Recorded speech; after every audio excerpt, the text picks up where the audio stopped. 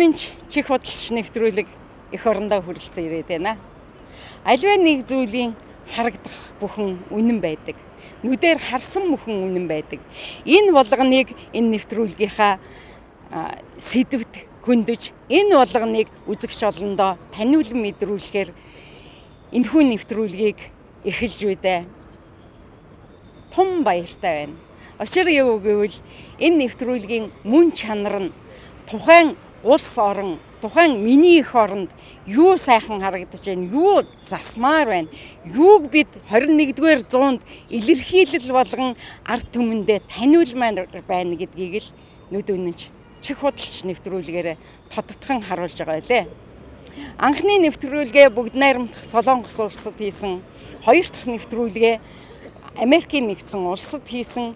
Ингээд улс орон болгоны танин мэдхүйг, улс орон болгоны тэр нийгэмдээ үйлчилж байгаа үйлчлэгээ болгоныг нь эрхэм үзэгчдэд үзүүлж, тэндээс сэрэмжлүүлэх зүйл байна, зөвлөгөө өгөх зүйл байна, зөвлөгөө авах зүйл байна, танин мэдхүй. Тэнд наандаж ихэтэл нийтийн унаан дээр, наандаж ихэд зам харилцаан дээр, наандаж ихэд хүний ёс суртахуун, хууль эрх зүй, тухайн орны хууль эрх зүй хүндээ яаж үйлчилдэг, эннийхээ үр дүнд хүн яаж эрх үүргээ мэддгийг гэдэг тал дээр нь энэхүү нэвтрүүлгийн ноён нуруу тогтож байгаамаа эрхэм үзэгчтэй.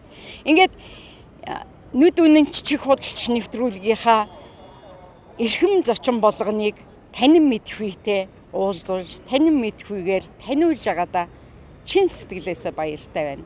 Энэ удаа нүд үнэн чих худалдаж нэвтрүүлэг эх орондоо хүрэлцэн ирээд байна. Надад хэрэгтэй юм бүхэн Монголд минь байдаг. Ялах биений ам бүгдээдсийн сүнс байдаг. Тэнгэрт иргэх шонхрын танил төрсөн гэрийн бууц байдаг. Тэрвэл сартай шин улим санах нууц байдаг.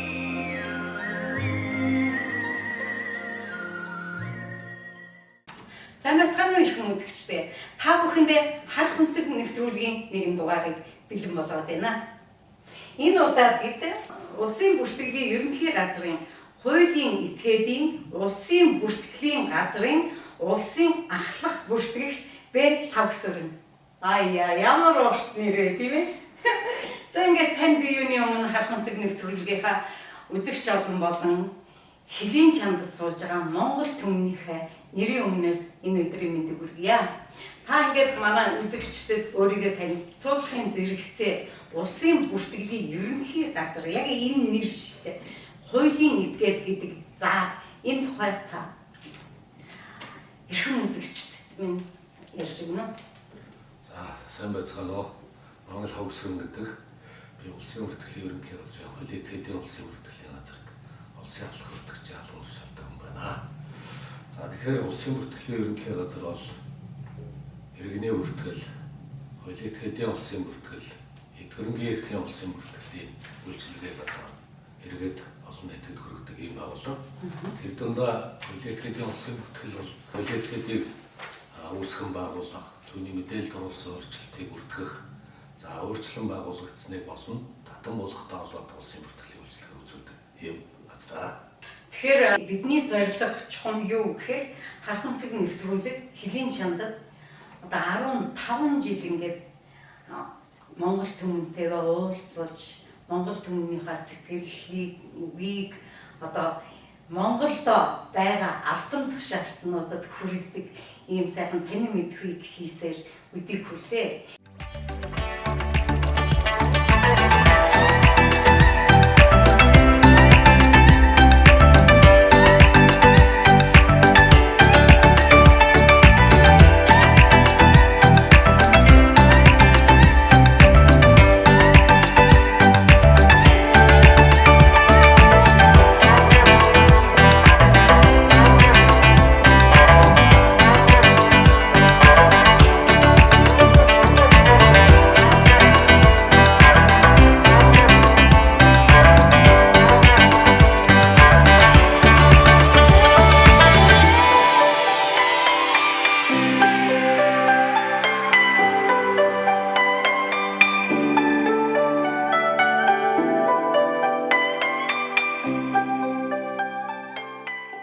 энэ хугацаанд миний хамгийн зорж явсан, хамгийн их бодож явсан юм маш олон жилийн дараа энэ нэвтрүүлгийг хийх гэж бодсоор яваа.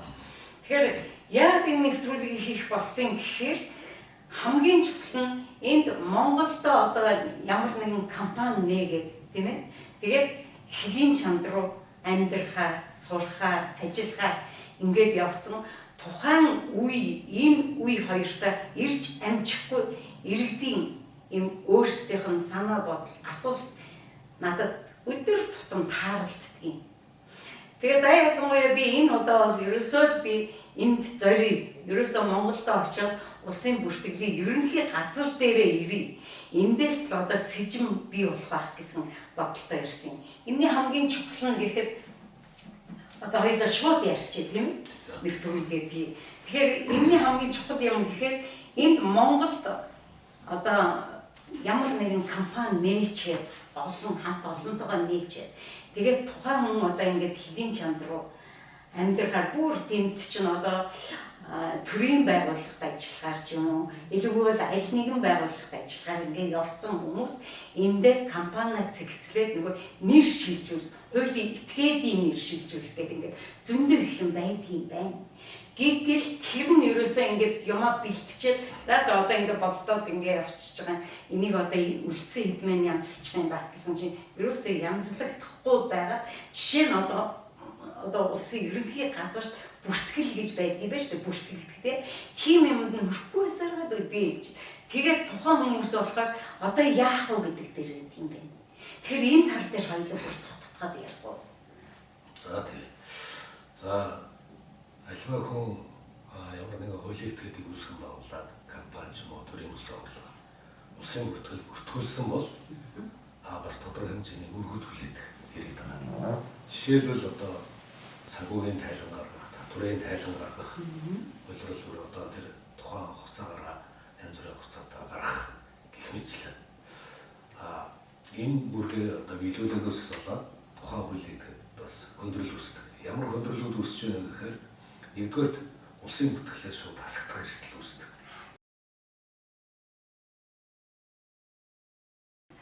Санхүүгийн тайлангаа 8 буюу түүнээс дээш хөлрөл дараалан гаргаагүй хуулийн этгээдийг сангийн амны саналыг үндэслээд улсын бүртгэлийн байгууллага өөрийнхөө албан ёсны вебсайтаар зарладаг. Ингээд 6 сарын хугацаанд бол зарласнаас хойш 6 сарын хугацаанд ямар нэгэн гомдол саналгүй бусдад төлбөргүй тайлангаа нөхөж гаргаагүй зэрэг одоо янз бүрийн үр дагаваргүй бол шууд улсын бүртгэлээс хасдаг. За гэтэл тухайн хуулийн этгээдээр янз бүрийн хөрөнгө байдаг, газар байдаг, тусгай зөвшөөрлүүд байдаг.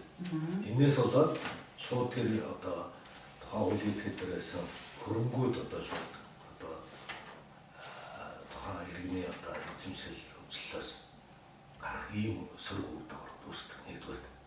Хоёрдугаар татвар санхүүгийн тайлангаа цаг хугацаанд нөгөөгөөс зөрчлийн хууль заасны дагуугаас торгуул төлөх ийм эрсдлүүд үүсдэг.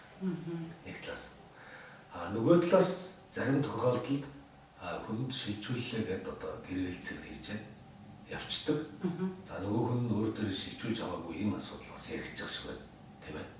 Тэгээ энэ дээр бол ерөөсөө энэ миний сонсоод надтай ярьсан хүмүүс болохоор ингэсэн байгаа. Яг тэр одоо захирлан гэх юм уу юу гэдгийг ерөнхийлөгч нь гэдэг юм уу тий тухайн компанийн энэ эндээ байгаа хамтрагч хамт нийлээд нэг 10% ч юм уу нийлүүлсэн хүмүүс байдаг юм байна. Тэгтэл тэр олон дотор ч олон хүн байгаа ш. Зарим нь явцсан, зарим нь нас орсон, зарим нь амд гэл ингээд ертөнцийн энэ одоо 2020 билүү 4-5 жилийн өмнөх юм байна лээ. Тэгээд ингээд яриад ярьж байгаа нь болохоор ийм амьдралын ийм нухчаа болчиход байгаа юмд чинь тэгээд ерөөсөө энийг шийдэж мэдэхгүй энэ дээр л байгаа юм байна лээ. Одоо жишээ нь та зүгээр энийг гүйлгээл зүгээр хоёлаа нөгөө нэвтрүүлэг учраас чөлөөтэй яриа л та. Гүйлгээд ингээд харахад ийм ирэхгүй. Ерөөсөө. За энэ хүний тухайд 2022 онд компани шилжүүлэх гэрээ хийгээд 10% гэсэн байх шиг байсан тийм ээ. 11. тухайд хийсэн боловч одоо хүртэл улсын бүртгэл бүртгэдэггүй энэ асуудлыг яах вэ гэж асуусан байна. За хуулийн этгээдийн улсын бүртгэлийн тухай хууль зааснаар хэрвээ хуулийн этгээд хувьцаа эзэмшигч гүйцэтгэх захирал ч юм уу, хаяг ч юм уу, дүрмээ ч юм уу тийм энэ мэдээллүүдээр өөрчлөлт оруулсан бол ажлын 15 өдрийн дотор улсын бүртгэл бүртгүүлэх үүрэгтэй. Ажлын 15. Тэгэхээр хүмүүс бол энэ хуулийн залтыг тэр болгон мэдэхгүйгээс шалтгаалаад одоо шилжүүлж өгч байгаа хүндээс найдаад ч юм уу ингээд харин ер нь тийм юм дээ. орхичдаг. Гэтэл янз бүрийн шалтгаанаас болоод улсын бүртгэл бүртгэдэггүй юм асуудал үүсдэг. За энэ маань нэгдүгээрт мөн л зөрчлийн хуулиар торгуулийн арга хэмжээ авах.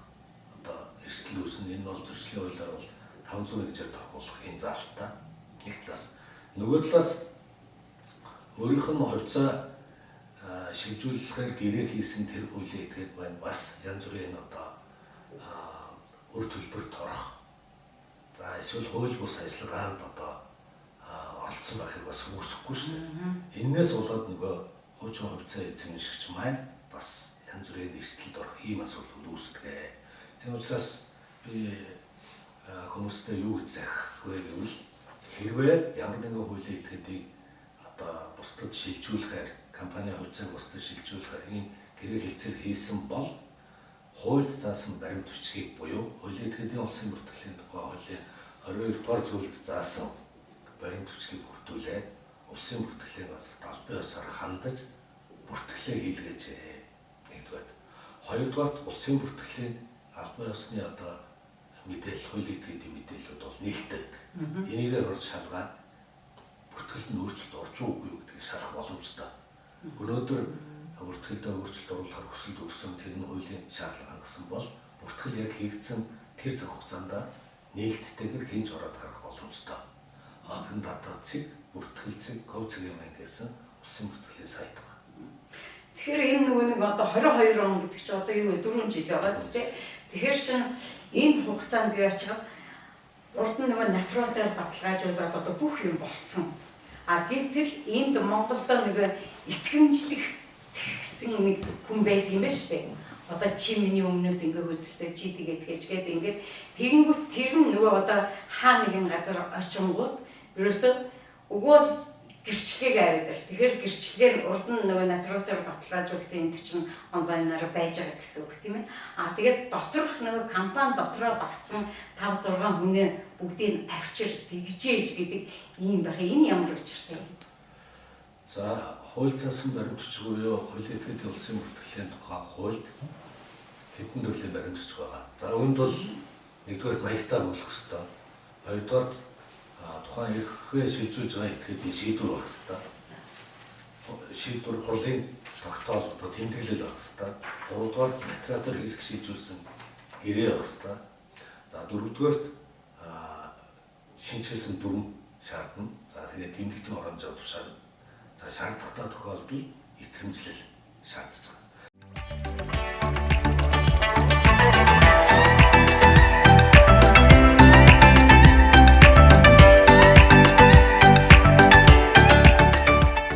Тэрнээс энэ хууль заасан баримт бичгээр эрх хөхий этгээдүүд бүгд зурсан тохиолдолд бүгдийн иргэдэг шаардлага тавигдахгүй. Тэгээд тавигдаад байна гэдэг байгаа байхгүй юу? Нөгөө итгэмжлэгдсэн хүнд нь тим юм тавигдаад байх юм. Тэгэхээр одоо яана нөгөө хүмүүс чинь зарим нь хүчэн зарим нь гадаад тэг яаж болох юм бэ гэдэг ийм юмыг ярьж байгаа байхгүй юу? За хэрвээ одоо зарим тохиолдолд хүмүүс нь байхгүйгээс хурлын шийдвэр тогтоол дээр гаруй хэсэг зурагтаагүй ийм асуудал үүссэн байна. Ер нь ерөнхийлөгч нь бол энэ дээр байгаа юм байна лээ. Толгой. Манай хуулийн этгээдийн улсын бүртгэлийн тухай хуулийн 22 дугаар зүйл дээр эрх хөхий этгээдийн хурлын тогтоол тэмдэглэл гэж байгаа. Тэгэхээр хурлын тогтоол дээр бүгд гарын үсэг зурсан байна уу? Оролцох ёстой этгээдүүд оролцсон байна уу? Зурх ёстой гарын үсэг зурх ёстой нөхдүүд зурсан байна уу гэдгийг нэгтэлдэг. Хэрвээ одоо хууль заасан эрс зураагүй буюу одоо шаардлагатай хүмүүс гарын үсэг зураагүй бол тэр хүлээж авах боломжгүй байдаг. Тэгэхээр хараа би энийг юм хэлээд улсын бүртгэлийн ерөнхий газрын хуулийн этгээдийн улсын бүртгэлийн газрын улсын ахлах бүртгэгч гэхээр ингээд давхар энэ ер нь юу гэсэн тайлбар вэ? Нэрчлэн. Улсын бүртгэлийн ерөнхий газар маань дотроо 3 үндсэн бүртгэлийг хариуцдаг. За нэгдүгээрт бол иргэний бүртгэл. За тэр бол иргэнийг төрхөөс нь аваад одоо нас эзлэх хүртэл бүх бүртгэлийг хийдэг. Хоёрдугаар хуулийн этгээдийн улсын бүртгэл. Хуулийн этгээдийн улсын бүртгэл бол хуулийн этгээдийн шинээр үүсгэн байгуулснаас эхлээд татан болгож улсын бүртгэлээс хасагдах хүртэл энэ бүртгэлийг хийдэг. Гуравдугаарх нь бол эд хөрөнгийн эрхийн улсын бүртгэл буюу за иргэдийн эдгээр үйл хөдлөх эд хөрөнгө хөдлөх хөрөнгийг одоо шинээр бий болсноос нь аваад одоо нураас бусад байдлаар одоо байхгүй алгуулах хүртэлх энэ бүртгэлийг хариуцдаг. Ийм 3 чиг үүрэгтэй.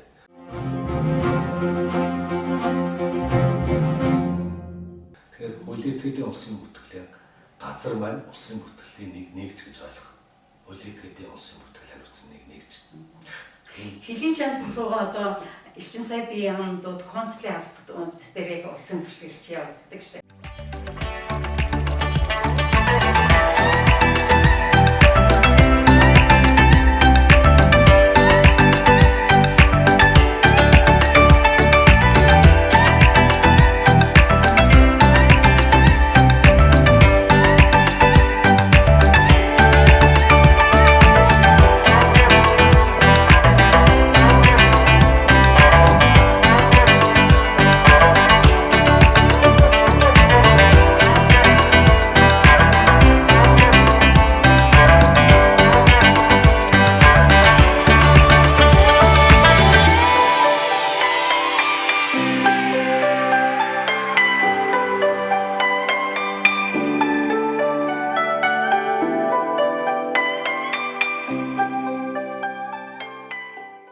Тэгэхээр яг нөгөө хуулийн этгээд гэдгээрээ явагддаггүй. Нөгөө л одоо түрүүн та ярьсан те гэр бүл, янз бүрийн энднэр ч юм байдаг юм бэ.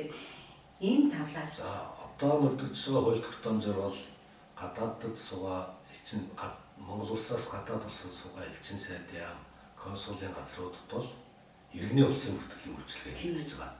За энэ дээр бол одоо иргэний төрөлд гэрлэлт, гадаад асуудал болголт, за биеийн давхцгүй хөдлийн бүртгэл буюу рууныхээ авах, иргэний үнэлэх авах гэх мэт. Одоохондоо хараахан хуулийн этгээд болно одоо эд хөрөнгийн эрхийн улсын бүртгэл хийгдэх одоо боломжгүй байгаа. Цаашдаа бид нэр бас энэ талаар хийх нөхцөл боломжоор хангахаар зорилттой ажиллаж байгаа.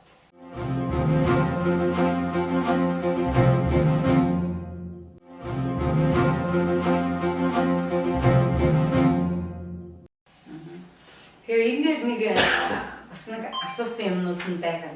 Одоо жишээ нь ихэвчлэн анзаарагддаггүй нэг чухал зүйл байдаг юм байна.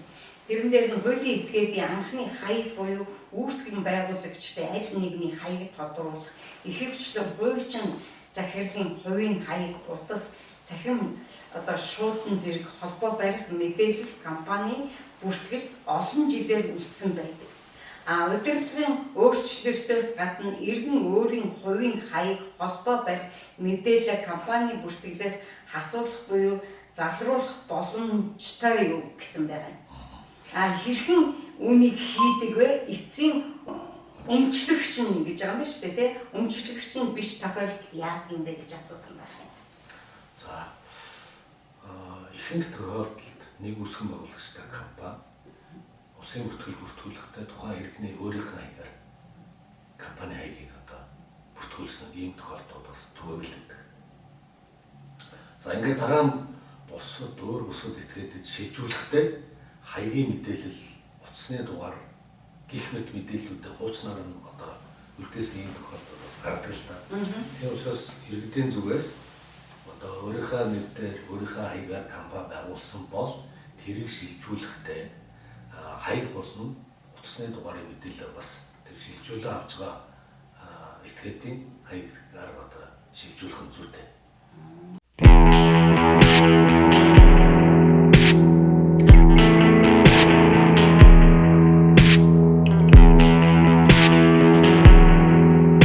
Шилжүүлэн авч байгаа иргэний хаягаар.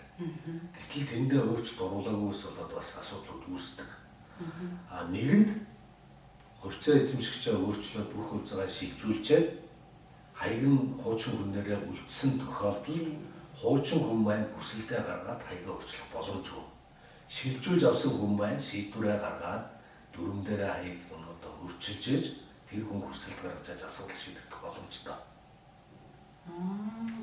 За бас нэг хүн би энэ нөгөө асуусан хүмүүсийн хичээл ирсэн байхгүй юу. Яг л би ч одоо тэгээд тэр чинь даа ингээд мэрэгжлийн биш юм чинь бас мэдэхгүй шүү дээ. Ингээд надад ер нь одоо таны ярьж байгаа юм дээр бүр мэдэхгүй юм маш их байна. Тэгэхээр бид нэр бүр ингээд мэдэхгүй байгаа юм чинь нөгөө хэрэгтэй хүмүүс бүр мэдэх ёстой юмнууд байх ёстой гэж үзэж байна. Та тэрэн дээр санаа нийлнэ үстэй. Ингэсэн байхын нийтлэг ойлголтоор натуратаар баталгаажуулсан гэрээ болон бичиг баримт 1-3 жилийн хүчинтэй гэх нь түгээмэл байдаг. Гэтэл тэрхүү натуратаар баталгаажуулсан гэрээ 3-4 жилийн өмнө хийгдсэн байж болно гэж байна. Улмаар гэрээнд өөрөөр зааж оруулаагүй тохиолдолд уг эрх шилжүүлэх гэрээнд бүртгэл бүрэн хийгдэж дуусах хүртэл хуулийн хүчин төгөлдөр гэж бас заасан байдгийн байна. Тийм ээ?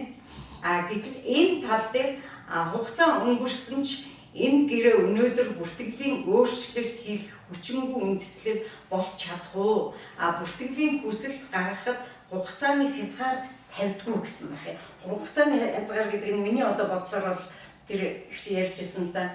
Ингээ очсон чинь энэ ч хугацаа дууссан байна энэ натурат чинь. Одоо тэр нэг натрот дээр юм байдаг. Тэгсэн тим юм байж болох уу гэж асуух гэж. За энэ тэгтээ ийм байна. Энэ натрот нь ингээд хугацаа дууссан. Гэтэл нөгөө нэг итгэмжлэгээ өгөөд явуулсан нь одоо өнөөдрөөс эхлээд юм маань үргэлжлээд бий болох нь гэж ойлгож агцсан байх шиг байна. За тухайн иргэний тухайд одоо олон жилийн өмнө гэрээ хийгээд тэрийг бүртгүүлээг асуудал ярьж гэх байна. За энэ гэрээ хугацаатай юу гэдэг асуудлыг бас тодорхойлж гэх байна. За гэрээн дээр бол ямар нэгэн хугацаа бол байхгүй. Гэрээ байгуулагдсанаас одоо 5 жилийн дараа ч юм уу 10 жилийн дараа хүчгүй бол гэдэг ойлголт бол болон дээр бол тийм зөвцөлт бол байхгүй.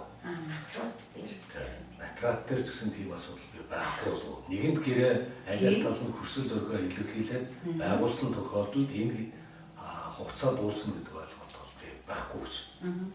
Ингэж үзэж байна. Энийг бүртгүүлэх хэрэг нь бол нээлттэй. За би түрүү хэлсэн хэрвээ хувьцаа эзэмшигчээ өөрчлөөд хувьцаагаа шилжүүлсэн гэрээгээ байгуулсан бол тэр тогтоол шийдвэрээ гаргасан бол тэр хугацаанаас ажлын 15 өдрийн дотор манад бүртгүүлэх ёстой. Хуулиараа. Бол нэм өрхтэй байхгүй юу? Гэтэл иргэд маань тэр хугацаагаа тэр болгоо мэдэхгүй ингээд гэрээ байгуулцаад болчлоо гэж хайчдаг. Энээс болоод хуулийн этгээд шилжээгүй нэг шилжсэн гэж бодоо яваад байдаг. Нэг юм яачлаа ч гэдэг юм.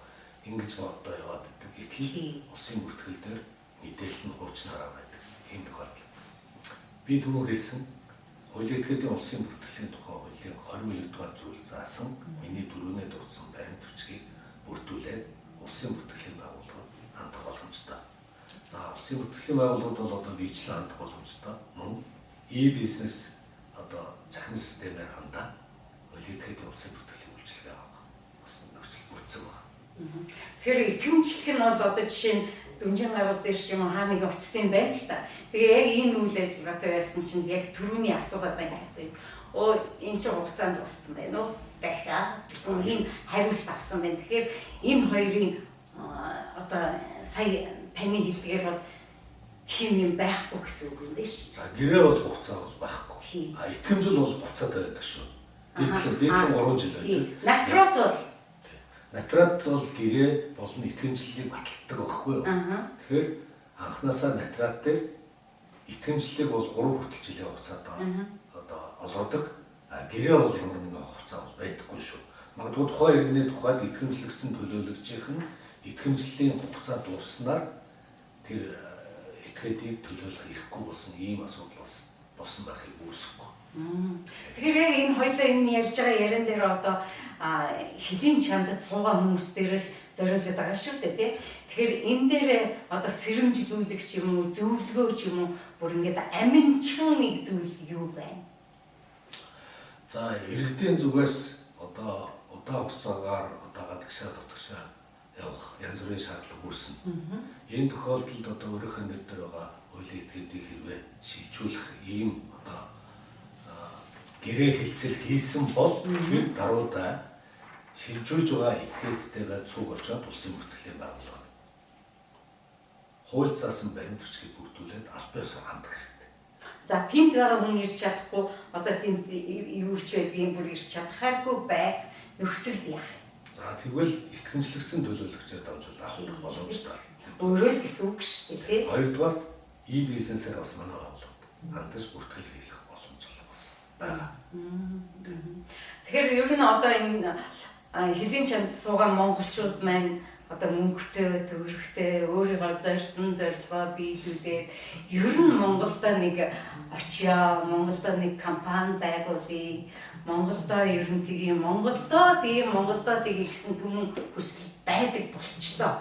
Тэгэхээр яг энэ нөхцөлд та юу гэж хэлэх вэ? Ер нь эндээс одоо хэлийн чамдаас жишээ нь энд нэг ямар нэгэн үнэтэйгээ холбогдоод компани төр байгуулахад танай талаас ярина энэ тал дээр бүр зүйтэй, зөв зүйтэй гэдэг тал дээр.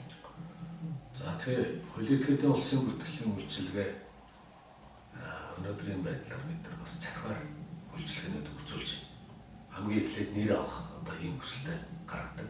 бизнесээр дамжуулаад хуулийн этгээдийн нэрээ баталгаажуулах хүсэлтэй гаргаж болж байна. За тэр том юм байна. Нэрээ авсан бол дараа нь шинээр хуулийн этгээдийг үүсгэх байгуулах хүсэлтэй бас гарах боломжтой.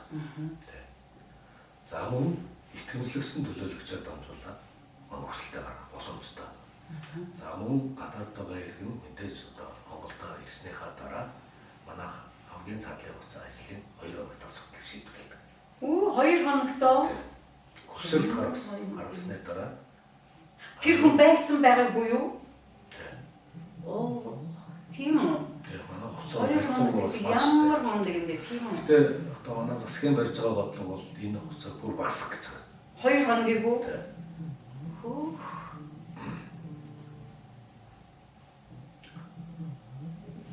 Тэгэхээр тэгвэл тэр хүмүүс чинь их орондоо маш их хөвлийг хийхэд бол өстой маш боломжийн юм биш. А гэхдээ одоо жишээ нь ингээд алсаас ингээд харьцаж байгаа юм чинь тэр хүнд одоо жишээ нь ээдтэй тэгвэл болохгүй шүү. Ээдтэй тэгвэл тгий шүү гэдэг юм аль нэгэн тэр онлайн ертөнцөөр түүнд хүрт ямар боломж юм.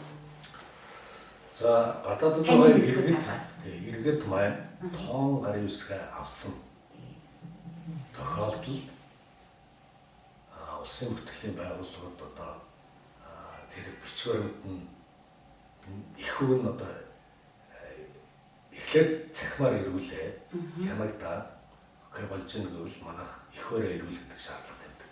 Тэгээ ихөөрөө ирүүлснээр дараа манайх улсын бүртгээд буцаагаад одоо улс дотроо бол шуудагаар үргээд өччлээ гал да. Гадагшаа бол одоо шуудан бол арай явуулах боломжгүй байгаа. Тэхийн тулд нөгөө итгэмжлэгдсэн төлөөлөгчөөр л дамжуулах байна. Одоо жишээ нь ингээд тэндээс бол бичиг баримтаа гэхдээ чинь одоо манай гадаад харилцааны яамны консул хэлсээр юугаар бичиг баримтаар натруулаар хүрээд ирдэг шүү дээ.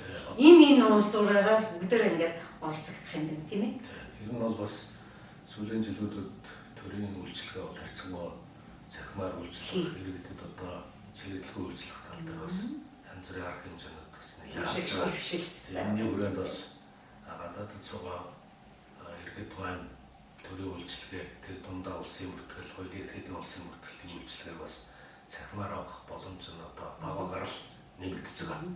Танай талаас шинжилсэн ямар тийм гоё одоо боломж бололцоог нээж хэлийн чандад суугаа монголчуудад та. За түрүү хэлсэн хамгийн эхлээд бид хуулийн этгээдийн нэрийг цахимаар одоо авах хүсэлтийг нэвтрүүлсэн. За хэрхэн үзэгчтэй сайн сонсон. Хэдүүлээ яг гэвэл би энийг хүн болгоод өө нэр ингэсэн шүү. Нөгөө нэг чиний харилцаанд ингэсэн шүү гэх юм биш. Би танд бол зүгээр энэ нэвтрүүлгийнхаа линкийг л бэлгэлнэ. Та бол энийг тухтайхан шиг үзээд ерөөсөө өөрийнхөө зорж байгаа зорилго юу хүсээд байгаа, юуг анхаарах ёстой, юунд нь зөвлөгөө авах ёстой энийг тань ирэх. За. За цахимаар нэр одоо баталгаажуулах хүсэлтийг илгээх боломжтой. За энэ нэрийг одоо баталгаажуулах хүсэлтийг одоо бас хэмэл оюун ухааныг ашиглаад бас арай хүндрэлгүй хугацаа утсан байдлаар бас шийдвэрлэж байна. За энэний дараа шинээр хуулийн этгээдийг бол үүсгэн байгуулах хүсэлт гаргаж байна. За зарим төрлийн өөрчлөлтийг улсын бүртгүүлэх хүсэлтийг цахимаар хүлээж авч шийдвэрлэж байна. За мөн хуулийн этгээдийн улсын бүртгэлийн талаар лавлага авах, хуулбар авах, цахим гэрчлэгээ авах энэ хүсэлтүүдийг бол одоо шийдвэрлээд явж байна. За цаашид бид нар хуулийн этгээдийн улсын бүртгэлийн үйлчлэгийг 100% цахим болгох энэ зорилтыг тавиад ачилж байгаа. Тийм бол бүр хэрэгтэй тийм. Ойрын одоо жилүүдэд энэ ажил маань бол бүрэн шийдэгдэх байхаа гэсэн юм хүлээлттэй байна. Та нар ерөөсөө одоо хэлийн чамд суугаа надаар дамжуулаад ингэж яагаад гэж одоо хэлийн чамд суугаа монголчууд маань ер нь хэдий хүрээний одоо тооны хэмжээний танд ер нь эдийн хүрээний монголчууд ер нь бидний энэ одоо хуулийн этгээдийн тухай ч юм уу иргэний улсын бүртгэлийн тухай мэдээллийг авахыг маш их хүсэж байна. Энэ дээр бүр их тодорхой өгөх ёстой байна гэдэг юм тоо ер нь байна. Байдаг уу? Ер нь байгаа шүү дээ. Уулна. За Монгол улсад нийт бүртгэлтэй хуулийн этгээд бол одоогийн байдлаар 271 орчим хуулийн этгээд бүртгэлтэй байна. За энэний нэг 80 орчим хувь нь бол компани байдаг. Бараг 90% байна тийм. Ер нь 80 орчим 20 орчим хувь нь бусад одоо төрийн бус агуулга, төрийн байгууллага, хошоо, сан гэх мэт нөхөрлөл гэх мэт. За түрүүн хэлсэн нэг 20 хуулийн этгээдийн улсын бүртгэлийн тухай хуулийн 26 дугаар зүйлийн дагуу бид нар нэг хасдаг гэж иржсэн.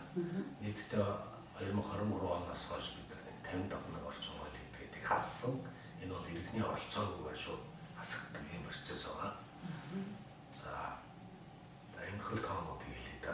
Сайн тоон тий. Тэгээд ер нь хүн ардынхаа 200 гэдэг чинь одоо компани ямар нэгэн хуулийн этгээд болно гэдэг чинь бүхэл бүтэн 10-аад за 3 саяар зүгээр хүүхдээ оруулахгүйгээр гэж бодоход бол өндөр тоо байна тийм байна уу? Ер нь компани гэдгээрээ энэ компани бий болоод ингээд ажиллаад үргэлжлүүлээд явна. Хэлийн чамд татж байна, эх орондоо ч байна. Энэ бол эх оронд маш том одоо хувь нэмэр тийм үү?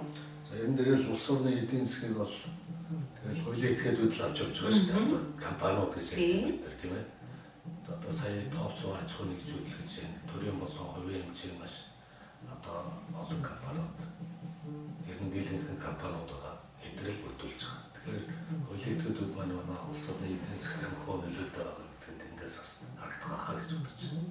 Тэгэхээр та ер нь одоо энэ хэлийн чамдад сууж байгаа. Би дандаа хэлийн чамд гэдэг байгаа нь хэлийн чамдын монголчуудтай зориулсан учраас одоо тэнд компаниа бий болгоцсон энд харьцаж байгаа энэ хүмүүстэй одоо та нар ямар сайхан юм урмын үг хайрлах удаа энэ удаа шүү дээ. За мэдээж одоо хэлийн чамдад суугаа манай монголчууд маань одоо хэлийн чамдаас аж тэр Монголдо ирээд ч тэр одоо янз бүрийн бизнесийн үйл ажиллагаа эрхлэх юм одоо шаардлага мэдээж гарч л байна. За ингээд эрхэм үсгчтэй харах өнцөг нэвтрүүлэг таны мэдхүйн нэвтрүүлэг харах өнцөг нэвтрүүлэг харсан сонссон болгоно та бүхэндээ хүрдэг нэвтрүүлэг. Тийм учраас саяхан би одоо сарын өмнө Бүгд найрамдах Солонгос улсаас ирсэн. Тэнд бол маш олон нэвтрүүлэг хийгээд ирсэн. Тэр хооронд би маш олон оронд маш богино хугацаанд явах болгонд яагаад би энэ нэвтрүүлгийг хийхээр болсон гэхээр би ер нь нэг л хүнтэй уулзсан. Нэг хүн маань надад ийм санал өгөнгүүд ер нь хэлийн чандад суугаа хүмүүс маш хэрэгтэй юм байна. Ер нь хэлийн чандад суугаа хүмүүс энэ болгон ерөөсөө одоо хоол мэд хэрэгтэй юм байна гэдгийг л би мэдэрсэн. Тийм учраас энэ одоо эрхэм хүмүүс дээрээ ирээд, эрхэм байгууллага дээрээ ирээд тэгээд миний энэ одоо хүсэлтийг улсын бүртгэлийн ерөнхий газрын хэвлэл мэдээллийн төлөөлөлд энэ чинь альва нэгэн нэг шатлал байх ёстой шүү дээ. Тэгээд би хэвлэл мэдээлэлт чинь саналаа өгсөн байхгүй юу? Ийм учиртай ингээд бэлтгэхэд бол надад маш сайхан хүлээж авсан. Тэгээд та бүхэн ингээд миний энэ нэвтрүүлгийн хамгийн гол ноён нуруу учраас энэ бүхнийг үзэгч олондоо хүссэн болгонд нь хүрнэ гэдэгт итгэлтэй байна. Түүнээс хааш би бол бас бодож байгаа юм. Ер нь бид нар бүр цуврал болгоод иргэдтэй бүр энийг бүр одоо янз бүрийн сэдв байгаа шүү дээ. Тэрэн дээр нь цуврал болгоод ингээд нэвтрүүлэг хийвэл бүр их хэрэгтэй байна гэдэг би ойлголттой болсон. Яагаад гэвэл Элчин Сайбиян болон одоо консулын албандаа хэзээ ч очиод энийг мэдээлэл авч чадахгүй шүү дээ. Тийм учраас бид нэр одоо цэнхэр дэлгэцээр бид нэр энэ ямар нэгэн холбоо барих боломжоор ингээд түгэх нь зөв юм болоо гэж бодож байна. Та тэрэн дээр ямар бодолтой? Зөв байгаа ч тийм. Тэгэхээр би ер нь намраас буюу өөр сайхан одоо хэвлэл мэдээлэлтэй танай хэвлэл мэдээлэлтэй ярилцж байгаа. Ер нь энэ дээр гэхдээ би тэр гадаах Марсаас бүгдөөрөнгөөсөн. Ер нь ийм юм хэрэгтэй байна гэдэг одоо нэвтрүүлгийн сценарийнхаа төлөвлөгөө гаргаад ирнэ гэдэгтэй итгэлтэй байна. За ингээд эрхэм одоо зочиндоо Монголын нууц тавьчаа Монгол тусгаар тогтносон Монгол улсынхаа одоо нууц тавьчааг ингээд бэлгэлээ гэж бодож байна. ертөнцийг харах цонх бол ном, тийм ээ.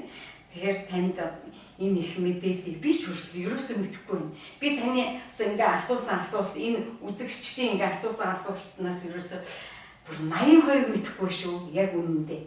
Тэгэхээр надаас гэсэн маш их мэдээлэл өгсөн танд одоо ингээд энэ сайхан номын бэлгийг өгье. Тийм. Өрөөндөө ингээд сайхан нууц тавьчаа номоо сайхан тавиад ингээд их зүйлийг сонслоо мэдлээ. Тэгээд түмэн олондоо би энийг бол маш гоё. Одоо энэ дээр би энэ нэвтрүүлгийнхаа ярианы дэвсгэр дээр нь чухам юу хийх вэ гэхээр ярианы дэвсгэр дээр улсын иргэний бүртгэлийн ерөнхий газар за яа миний мэддгээр за сая мэддэггүй нэршлэр болохоор улсын бүртгэлийн ерөнхий газрын хуулийн этгээдийн улсын бүртгэлийн газрын улсын ах бүртгэл нэг юу гэдэг штэ төргийн хэллэгтэй тэр шиг нэрэлттэй болчих шиг байна. Тэгээ яг энэ бүхнийх нь гоё мэдээллийг би нэвтрүүлгийнхаа дундуур оруулна, танин мэдхүүг оруулна. Улсын бүртгэлийн ерөнхий газар гэдэг чинь чухам ямар юу үүргийг гүйцэтгэдэг, юу хийдгийг гэдэг талаар нь видео бичлэг оруулна гэдэгтээ итгэлтэй байна. Би мэдээж энэ хүсэлтэд бас тавина. Тэгээд эрхэм үзэгч та бүхэн харах үнцэг нэвтрүүлэгтээ үргэлжийн мөнхөд хамт байж юу асуумаар байна, юу мэдмээр байна. Энэ болгоны чинь би бүртгэлж байгаад, гүйж байгаад, тариаж байгаад ерөөсөө ингээд холбоос болгоныг нэгтгэж байгаа юм гэдэгтээ итгэлтэй байна. Харах үнцэг нэвтрүүлэг үргэлжиж байна. Эрхэм үзэгчтэй. Энээс хойш маш олон цуврал гарна гэдэгт би бол хуулиас итгэлтэй. Ингээд улсын бүртгэлийн ерөнхий газрын хуулийн этгээдийн улсын бүртгэлийн газрын улсын ахлах бүртгэгч Бэтл Хогсөрөнтэй энэ нэвтрүүлгээ хийлээ. Эрхэм үзэгчтэй харах үнцэг нэвтрүүлэг үргэлжилжээ. За баярлалаа. Тэгээд манай бүртгэлийн агуулгын үйл ажиллагааг бас олон нийтэд хүргэх, гадаад суугаа монголчуудад бүртгэлийн үйлчлэгийг хүргэх энэ их ажил танд амжилт хүсье. Тэгээд манай гарын бэлгийг хүлээж авнаа. За баярлалаа. Энэ бол бас л одоо энд бол ерөөсөө харах ирэх байхгүй шүү. Энэ сайхан энэ хараа юу улсын бүртгэлийн 85 жилийн хойно өвчлөгч гэж за мэдээж хэрэг үзэг ингээд ийм сайхан зүйлийг ингээд өгч байгаа. Энэ чинь нөгөө нэг юу лого юм байна шүү дээ тийм учраас ингээд баярлалаа. Энэ болгоныг би бол одоо харах үнцэг нэвтрүүлгийнхаа студид байрлуулгийн тэгээд та бүхнийгээ яг студид байрлуулгийн гэр ингэдэж штэ студид орж ирээ манад орсон юм биш манад дээр нэвтрүүлэг хийсэн юм биш тэгээд ийм гоё бахархал байдаг байхгүй юу. Тийм учраас та бүхэндээ маш их баярлалаа. Тэгээд хэдүүлээ яг ярьсан хэлснээр бүр цовруулыг яг хийн шүү. Та дарагдаа хин нэгэндээ ингээд дамжуулна гэдэгт итгэлтэй. Хөө тэгээд түн олондоо хэдүүлээ таны мэдхүүд бүр ингээд өөр гоё цовруул болгоод түгээчих юм бол энийг би бүр YouTube дээр байна аль мэдээллийг хизээч нөгөө дуустдаггүй хаадгүй мэдээлэл дээр түгээнэ гэдэгт итгэлтэй. Баярлалаа. Эрхэм үзэгчтэй харах үнцэг нэвтрүүлэг үргэлжилжээ.